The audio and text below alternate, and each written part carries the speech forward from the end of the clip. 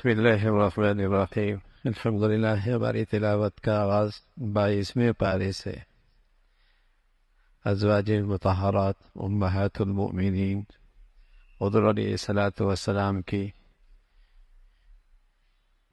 ازواج سے خطاب ہے، اور آپ کے واسطے سے ساری خواتین اسلام سے خطاب ہے. چند ہدایات خاص طور پہ ہیں.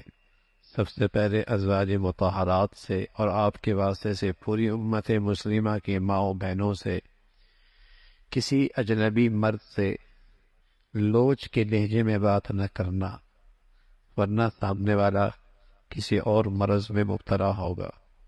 بس ضرورت کی بات کہہ دینا بس.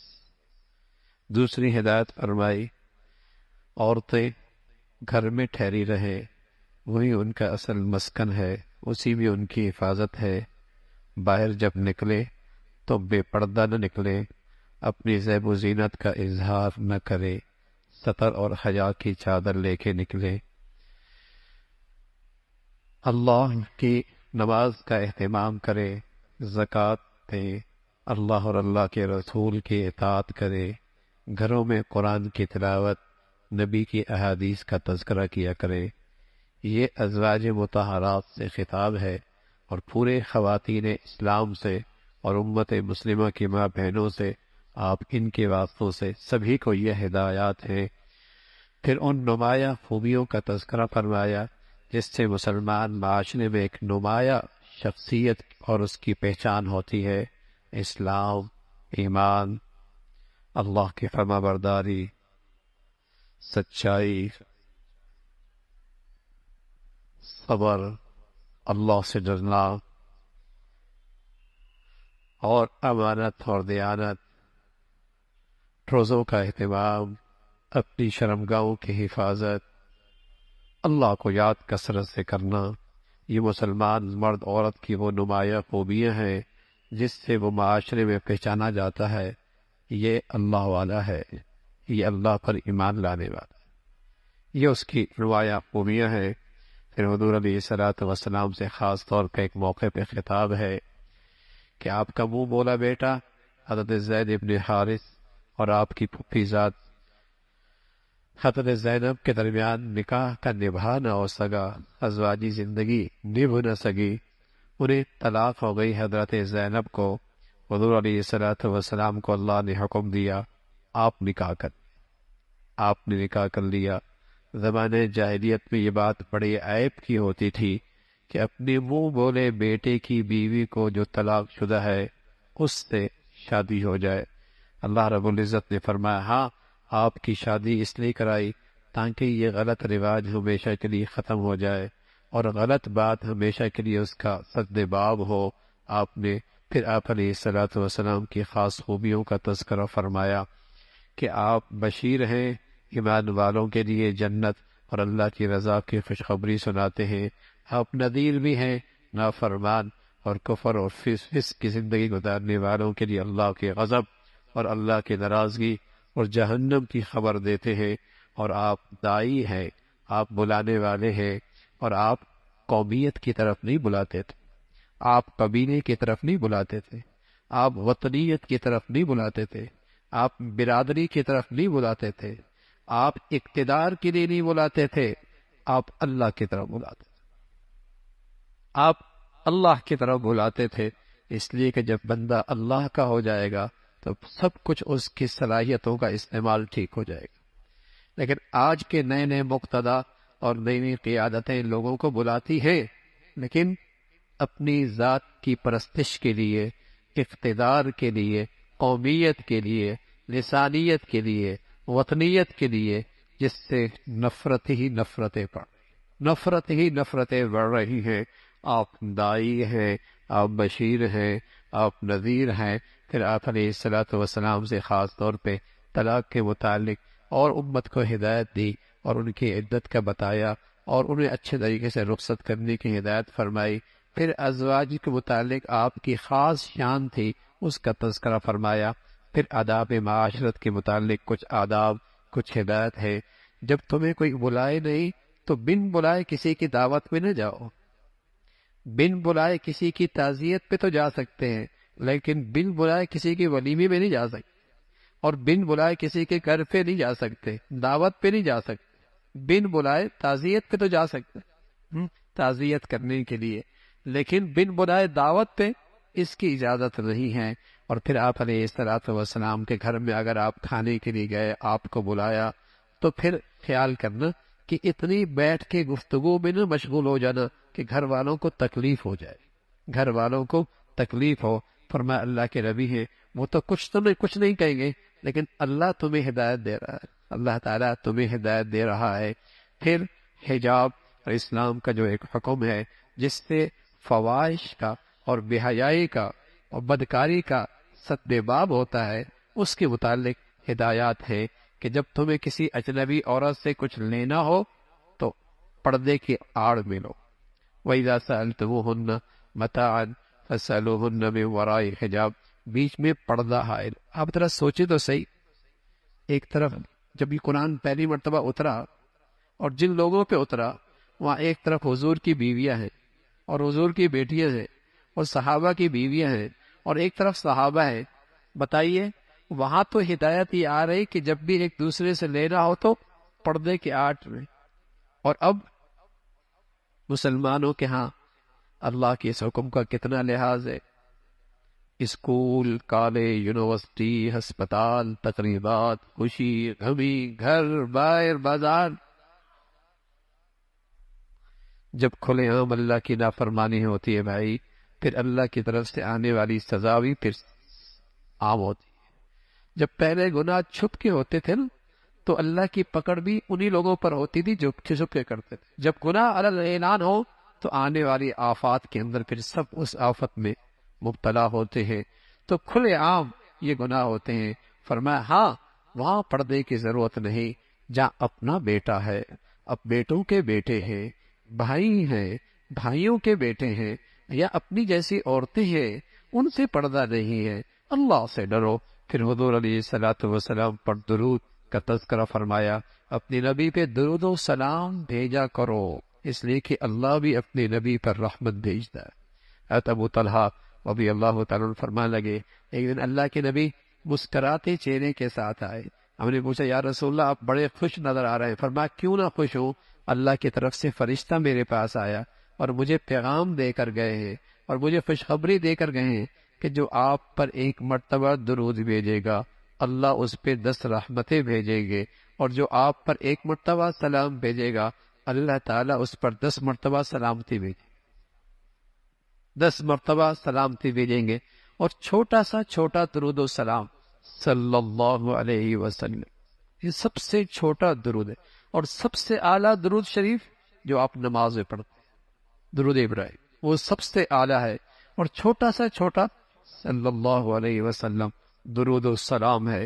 کیا ہی اچھا ہے 24 گھنٹے میں کچھ دیر بیٹھ کر نبی کی محبت میں اور نبی کے پیار میں اور نبی کے احسانات کا تصور کر کے اپنی نبی پہ درود شریف پڑھ لیا کرے، درود و سلام پڑھ لیا کرے۔ ہوگا کیا، میرے نبی کی شان تو ویسے ہی بہت اونچی ہے، ہماری نسبت ہماری قسمت جاگ جائے، پڑھنے والوں کے نصیب کھل جائیں گے، قسمت والے پڑھنے والوں کا اللہ کے ہاں اعزاز اور اللہ کے ہاں اس کا مرتبہ ہو جائے گا۔ ورنہ اللہ کے حبیب کی تو اپنی شان ہے جس پر اللہ کے فرشتے درود و سلام بھیجتے ہیں، اللہ تعالیٰ اپنی رحمتیں بھیجتے ہیں۔ پھر اس کا تذکرہ فرمایا کہ اللہ اور اللہ کے رسول کو ایذا پہنچانا، ایسا شخص اللہ کے عذاب کا مستحق ہے، اور ایمان والوں کو بلا وجہ دکھ پہنچانا اور ایذا پہنچانا حرام ہے، اس کا تذکرہ۔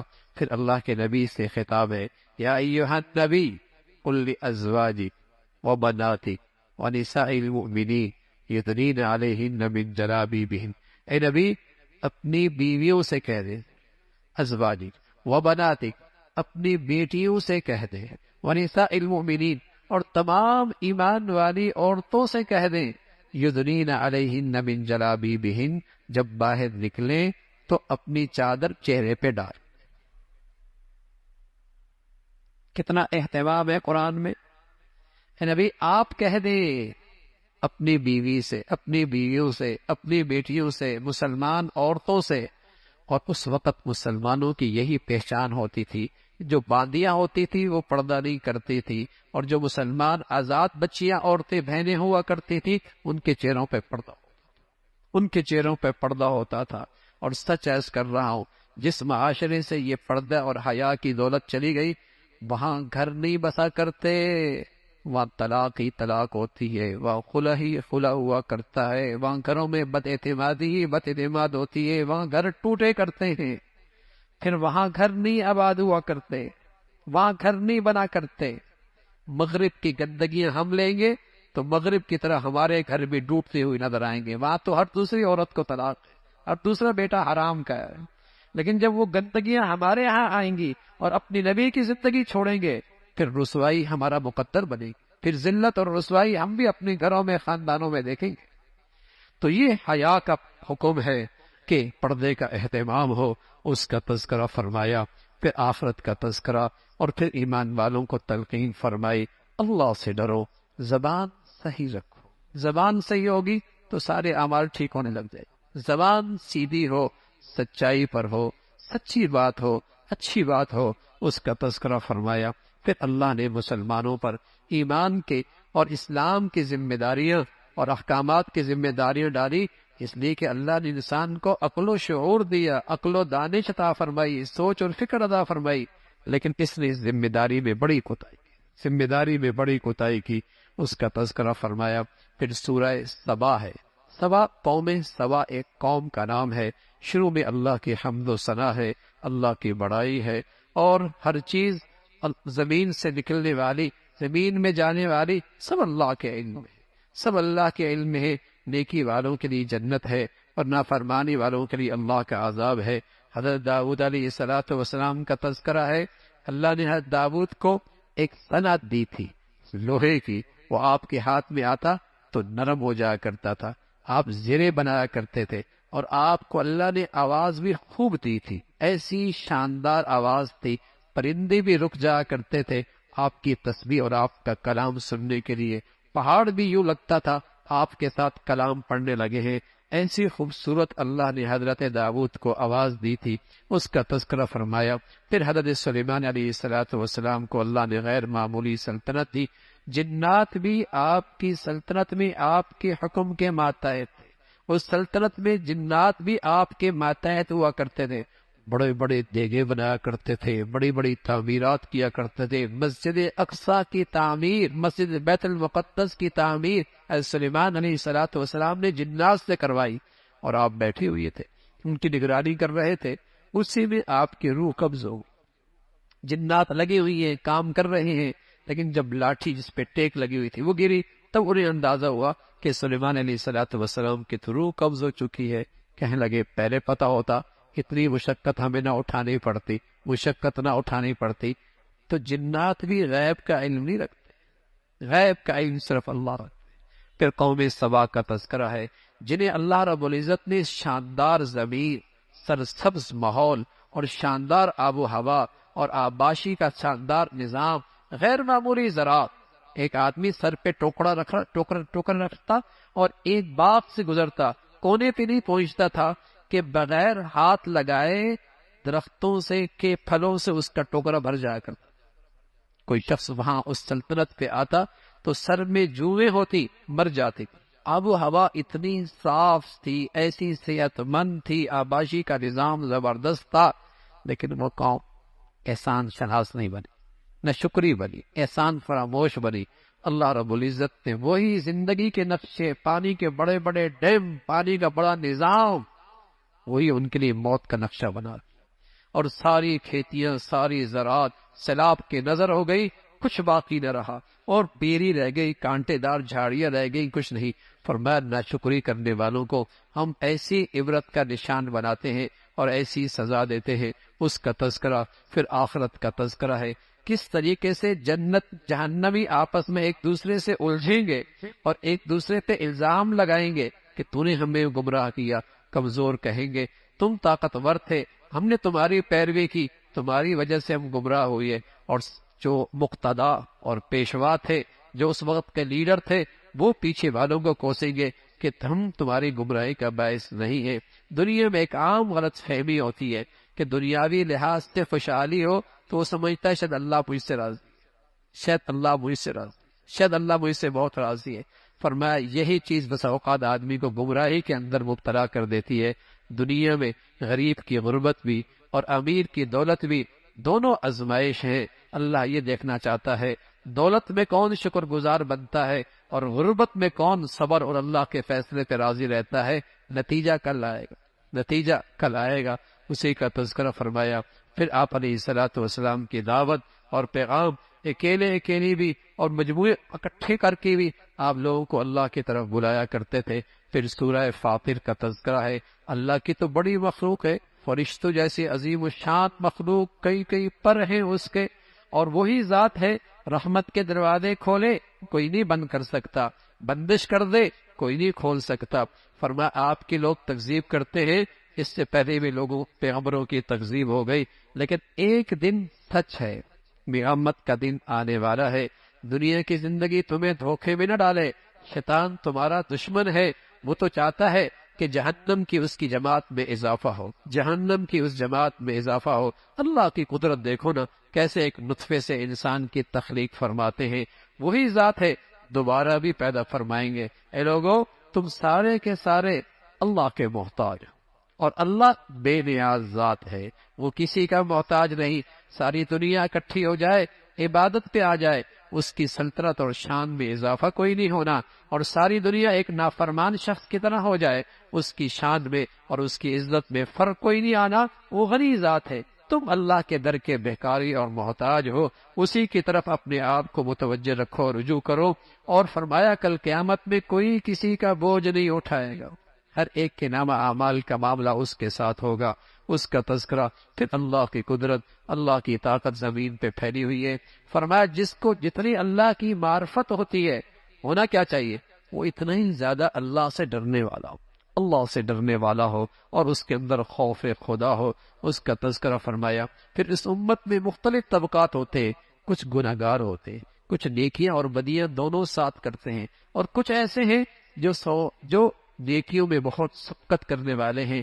اگر گناہوں کے ساتھ ایمان موجود ہے تب بھی ایک نہ ایک دن جنت میں جائے گا، لیکن وہ لوگ جو نیکیوں سے پاک زندگی گزارتے ہیں ان کے لیے جنت میں ہیں، اور جنت میں جب داخل ہوں گے تو کہیں گے اے اللہ تیرا شکر، اے اللہ تیرا شکر ہے کہ دنیا کے سارے غم ختم ہوئے اور تیرا وعدہ سچا ہے جنت میں۔ لیکن جو جہنم میں جائیں گے چیخیں گے، چلائیں گے اور کہیں گے اے اللہ واپس بھیج، نیک بن جائیں گے، واپس بھیج، نیک بن جائیں گے۔ اللہ میاں فرمائیں گے کیا میں نے اتنی عمر نہیں دی تھی؟ اگر نیک بننا چاہتے تو نیک بن سکتے تھے، اور تمہیں بتانے والے بھی آئے تھے، نبی آئے تھے، اور نبی کے نائبین بھی آئے تھے، نبی کے وارثین بھی آئے تھے، تمہیں بتانے والے بھی آئے تھے، اگر تم چاہتے تو نیک بن سکتے تھے۔ سبحان اللہ، جو منظر کل پیش آئے گا، آج اللہ نے بتا دیا، یہ اللہ کی رحمت ہے۔ کل جو صورتحال پیش آنے والی ہے، آج اللہ نے اس کا نقشہ بتا دیا، یہ اللہ کا خاص فضل ہے۔ ہے کوئی سبق لینے والا، ہے کوئی عبرت پکڑنے والا، ہے کوئی اپنی زندگی میں بدلنے والا؟ فرمایا وہاں لوگ چیخیں گے، چلائیں گے، اے اللہ واپس بھیج دے، نیک بن جائیں گے۔ اب وہ زندگی نہیں جو اب گزار کے آئے، اس سے اچھی زندگی گزاریں گے۔ اللہ کریم فرمائیں گے اولم نعمرکم ما یتذکر، کیا ہم نے اتنی عمر نہیں دی تھی کہ چاہتے تو تم نیک بن سکتے تھے؟ اور تمہارے پاس ڈرانے والے، سمجھانے والے بھی آئے، ایک تو نبی آئے، نبی کے پیروکار آئے، نبی کے نائبین آئے، اور پھر ڈرانے کی اور بھی تو بہت ساری شکلیں ہیں۔ تمہارے ابا تمہارے گھر سے نہیں چلے گئے، اور تمہارے دادا اور نانا نہیں چلے گئے، اور تمہارے گھر کے کتنے لوگ کندھوں پہ اٹھا کے دنیا انہیں قبرستان نہیں چھوڑ کے آئی، لیکن تمہیں خیال نہ آیا، تمہیں ہوش نہیں آیا کہ یہ جانا میں نے بھی ہے، یہ شفٹنگ میں نے بھی کرنی ہے۔ تو اللہ رب العزت نے اس منظر کا ذکر فرمایا کہ نیکی اور بدی کا اللہ کے ہاں وہ بدلہ اور انعام اور سزا بھی ہے۔ فرمایا زمین پہ چل پھر کے دیکھو تو صحیح نافرمانوں کا انجام اور ان کے ساتھ حشر کیا ہوا۔ فرمایا اللہ رب العزت مہلت دیتے ہیں، اللہ تعالی مہلت دیتے ہیں۔ اگر ہر بدعمال کو اس کی بدعمالی پر فوراً پکڑے تو زمین پہ چلنے پھرنے والا کوئی نہیں ملتا۔ اگر ہر نافرمانی پر اللہ کی طرف سے فوراً پکڑ آتی تو زمین پہ چلتے پھرتا کوئی نہیں ملتا۔ یہ تو اللہ کی کرم ہے بھائی۔ ماہو سال اس کی نافرمانیاں کرتے ہیں، پھر بھی دسترخوان نعمتوں سے بھرا ملتا ہے۔ شام نافرمانیوں سے گزرتی ہے، صبح دسترخوان نعمتوں سے بھرا ملتا ہے۔ صبح سے لے کر شام تک نافرمانیاں کرتے ہیں، رات پھر دسترخوان نعمتوں سے بھرا ملتا ہے۔ یہ تو اس کا حلم ہے بھائی، یہ تو اس کا حلم ہے، یہ تو اس کی ڈھیل ہے۔ لیکن کب تک رسی کھینچے گی، پکڑ ہوگی؟ تو فرمایا اللہ رب العزت یہ سب ڈھیل دی ہے، لیکن کوئی چیز اللہ کی نظروں سے اوجھل نہیں ہے، وہ سب دیکھ رہا ہے، وہ سب دیکھ رہا ہے۔ اللہ بھائی عمل کی توفیق نصیب فرما۔